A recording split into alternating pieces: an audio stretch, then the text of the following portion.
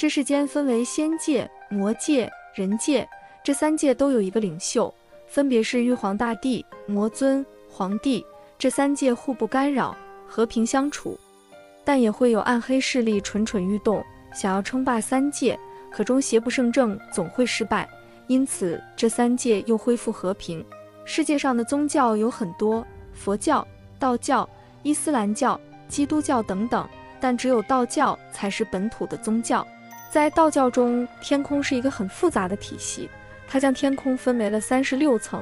而《西游记》中孙悟空大闹天宫中的天宫才只是其中的32层，也就是被玉皇大帝所管辖的。所以我们可以看到玉皇大帝坐在最上边。有言道，人外有人，天外有天，天空分为36层，玉皇大帝却只能管32层，那多出来的几层又是谁管呢？其实最上面的是大罗天，他在道教中的地位如道一样至高无上，容纳万物，在道教的概念中如同现在的宇宙一样宽广。而大罗天下面的3层住着的3位大神高于玉帝，不受统领，是道教信奉的3位最高神仙三清：元始天尊、灵宝天尊、道德天尊。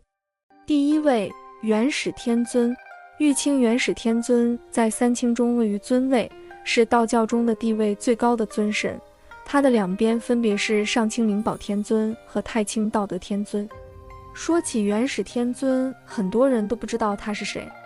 但是一说起他是姜子牙的师傅，很多人都知道他是谁了。在《封神演义》中，姜子牙就是受他师父玉清元始天尊的嘱托，帮助周武王伐纣，并主持封神大典，法力神通广大。他居住的地方则是35天玉清境。可或许还有人会说，姜子牙我是知道的，姜太公钓鱼，愿者上钩嘛。但你说他师父是谁，我是真的不知道。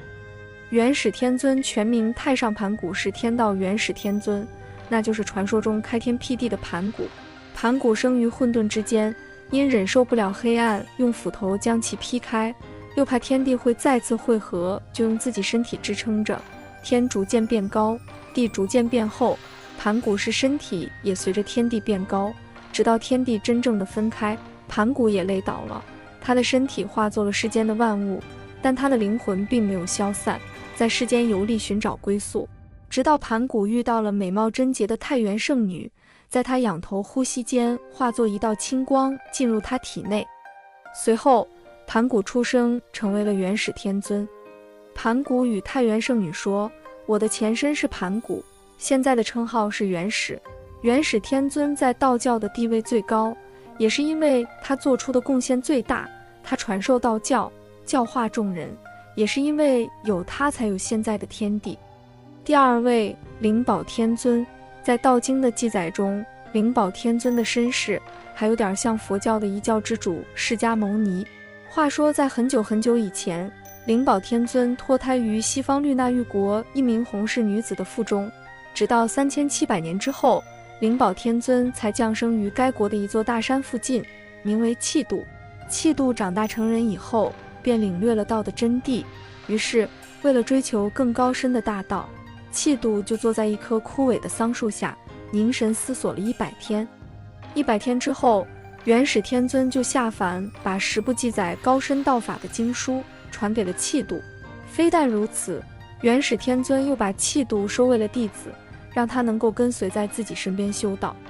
另外，元始天尊不但传授契度经书，不但收契度为弟子，而且元始天尊还赐给了契度一个尊号，而这个尊号就是灵宝天尊。换句话说，灵宝天尊是元始天尊的弟子，而且就连他的名字也是元始天尊给起的。元始天尊又称元始天王，他是盘古开天辟地之后由盘古的魂魄所化，也就是说，元始天尊就是宇宙间的第1位大神。元始天尊是第1位大神，他收了灵宝天尊之后，灵宝天尊也就成为第2大神了。显然，无论是第1神还是第2神，都将位于道教神仙谱系的最高层。道经认为，灵宝天尊就是道的化身，道的根本，他无处不在，充满在宇宙的万事万物之中。灵宝天尊是元始天尊的受道弟子，而太上老君则又尊灵宝天尊为师。于是三清内部的顺序也就有了：元始天尊第一，灵宝天尊第二，太上老君第三。所以当你在道观看到三清像的时候，那么他们的座次一定是这样的：元始天尊居中，灵宝天尊位列元始天尊的左手侧，中国传统礼节是以左为尊的，而道德天尊、太上老君则位于元始天尊的右手侧。上清灵宝天尊是玉清元始天尊的学生，受到元始天尊的点化，辅佐玉清元始天尊一起创建阐教。他居住在36天之第二高位，34天与于天上清真境内。灵宝天尊历经9901万劫才已得道，受到万神的敬仰。他一生度化的人如同沙子一般多，每遇到有缘好学之人向他请求解惑，他都会不吝赐教。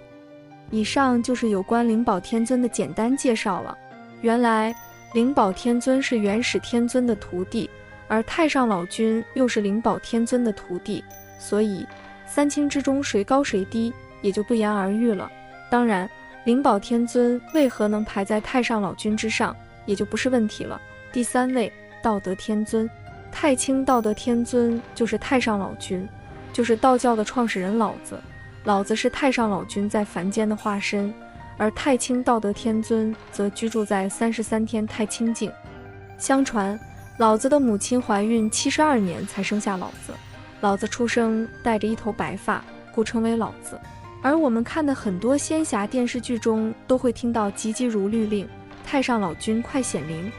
里面就是太清道德天尊。在《西游记》中，孙悟空大闹天宫前吃了许多仙丹，在太上老君的炼丹炉了历经749天的炼化，练就了火眼金睛和金刚不坏之身，以至于天庭的很多神仙都奈何不了他。而里面的每天都炼丹的老头便是太上老君，也是太清道德天尊。太上老君在空闲时间都是以炼丹为主的，除了会炼丹外，还会打造很多法宝，他打造的法宝都不容小觑。据《封神演义》中记载，红军一道传三有，三有一道传三教。三有便是玉清元始天尊、上清灵宝天尊、太清道德天尊，三教分别是阐教、截教、人道，而太清道德天尊就主管里面的阐教和人道两教，与其二师弟元始天尊共同执掌阐教。在《封神演义》中，不仅讲述周武王伐纣的故事，其中还掺杂了宗教之间的斗争，阐教帮助周，截教帮助商，最后以截教失败，纣王自杀为结局。姜子牙手执封神榜，以伐纣的功绩来进行册封，才有现在的很多为人所熟知的神仙。在天清殿中，手里捧着玉如意就是上清灵宝天尊，一头白发老翁，手里拿着羽扇的便是太清道德天尊，而中间的便是玉清元始天尊。对于这三位天尊，其实很多人并不是很了解，那是因为道教在民间发展的途中，渐渐地被许多年轻人遗忘，还有现在提倡相信科学，杜绝封建迷信。道教作为民间土生土长的宗教，存在的时间已经有了几千年，而佛教的传入还是在唐朝鉴真东渡才有的。相比于佛教，道教在人民的心中地位根深蒂固，就好比说在玉皇大帝出现前，我们的脑子里就已经有了三位天尊，